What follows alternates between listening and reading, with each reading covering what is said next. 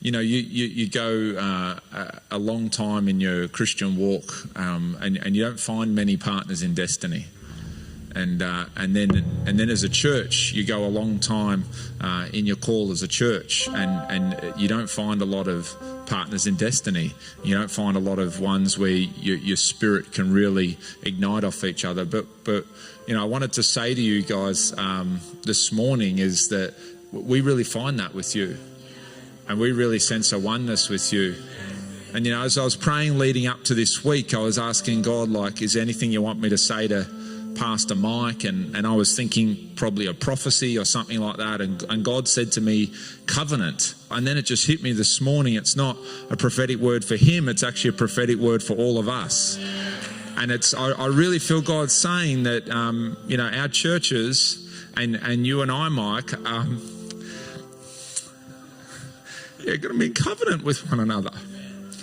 And I've just it's just a really powerful thing. And then God, what is it, God? What do I say? How do I articulate it? And the best scripture in the world for it God gave to me was Samuel 18. And it says, after David finished talking with Saul, Jonathan became one in spirit with David.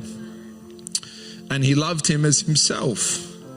And Jonathan made a covenant with David because he loved him as himself. And Jonathan took off the robe he was wearing and gave it to David, along with his tunic and even his sword, his bow and his belt. And I feel like God has been doing that in our hearts together, Mike.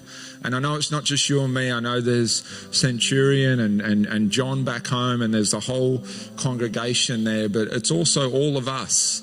And I feel like there's a real covenant taking place. And I just want to say, if I can, on behalf of all of us, that we are committing to you in covenant, that we would love you guys as we love ourselves, that we would love your church like we love our church, that we would love your calling like we love our calling, that we would love your prophetic future in God like we love our prophetic future in God, and that we would truly as a church and as churches lay down our lives for you, that you would be more successful than us, that you would break through further than us, that you would be more famous for God than us. We want to serve you. We want to give to you. We want to acknowledge you guys. I don't have a tunic or a bow or a belt, but I have a sword. And I want to give this to you guys as a sign of the covenant and a sword of the Spirit, but a symbol.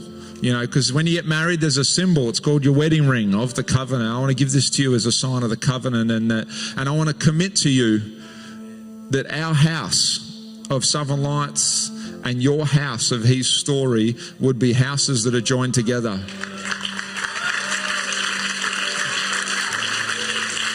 And I want to commit to you that even if your whole house is wiped out, that we will look for the Mephibosheth, the grandson of Saul, the lame one, the least, and that even if your whole house is wiped out, that we would bring him to our table, and that he would always eat at the king's table, like David brought Mephibosheth and he ate at the king's table for the rest of his days. No matter if it's the least among you that's ended up left at the end of the day, it doesn't matter, because we're committed to you when you're strong and when you're weak, when you're doing well and when you're not doing well, when you're accurate and when you're inaccurate. We want to commit ourselves to you guys, and that's a sign of our covenant with you.